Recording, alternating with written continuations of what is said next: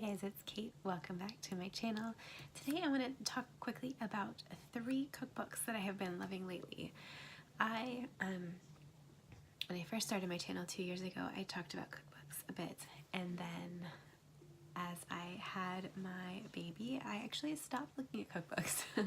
I stopped using cookbooks altogether. I signed up for a meal plan service that doesn't, like, I don't get the food in the mail. They just send me a week's worth of recipes every week, and I usually make at least 2 to 3 of those recipes every week, and that's all I had the time and energy for after my baby was born. Recently I've kind of been getting back to real life after the haze of infanthood, and I've been getting into cookbooks. So I have 3 cookbooks that I had checked out from the library and cooked so much from that I then purchased them. So here they are. This first one is more of like specialty cookbook, I guess. It's called Bread Toast Crumbs, and it's by Alexandra Stafford. And this is a bread cookbook. This is the easiest and delicious. I mean, it's still delicious, but it's the easiest bread I've ever made. It takes 1 bowl to mix it all together. It's a no-knead bread, but it also only rises for about an hour, maybe 2 hours. You cook it into 1.5 quart Pyrex bowls in the oven, and you get these 2 little loaves of bread, and they are delicious. And I haven't, since I got this book from the library, at least 4 months ago, I have not purchased bread from the store at all. I've just been making this. We have it for sandwiches and everything.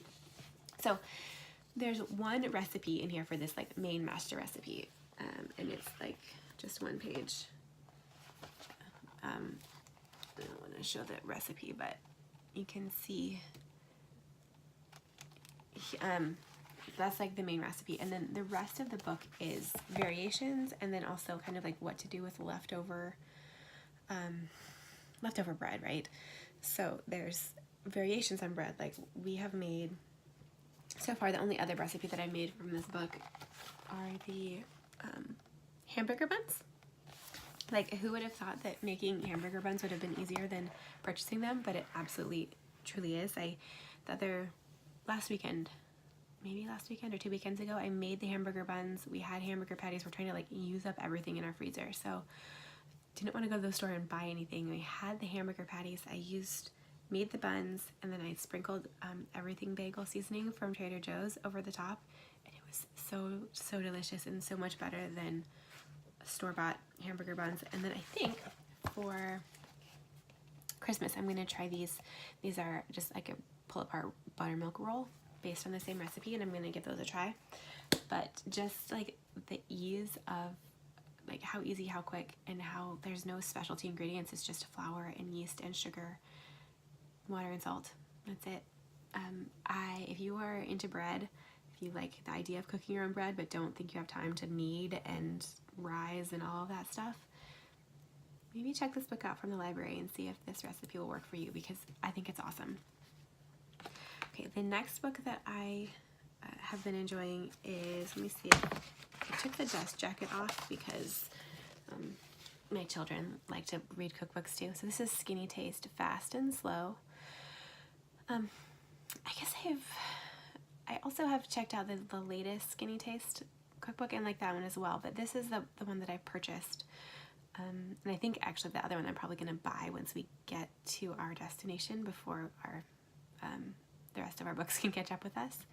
But this one, so this has options for, like, just goes through regular kind of cookbook categories, but it gives you fast options. I need to make it in 30 minutes or less, and then like slow cook options, which I really enjoy.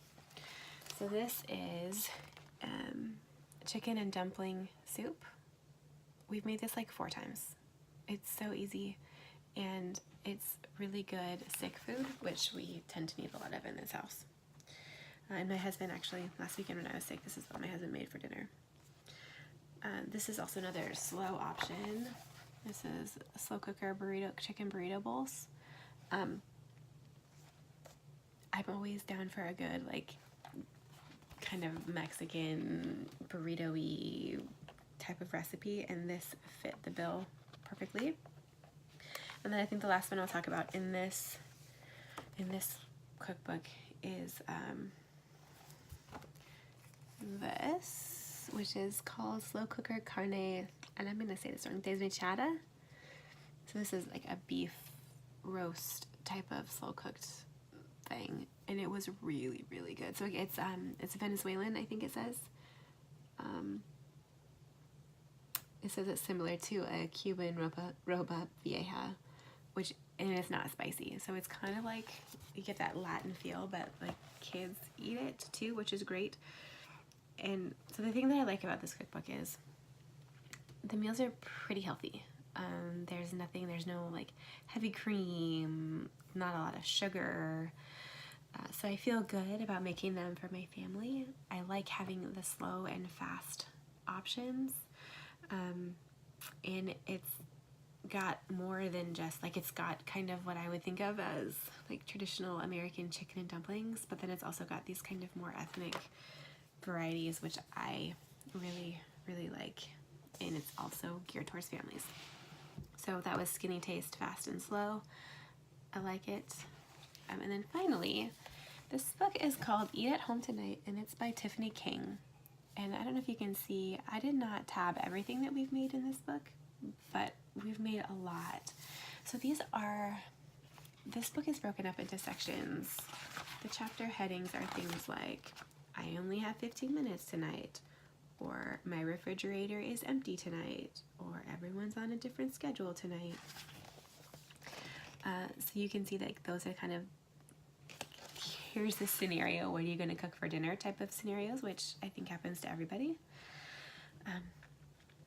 And the recipes are really good. They're also really simple.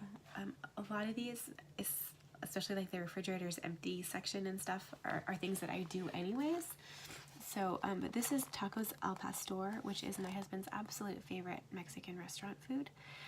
Okay, so my confession here is that I tried to make these for him, and I like messed it up royally. I don't know if it was just mom brain or what, but I was trying to put in, what was I trying to put in there?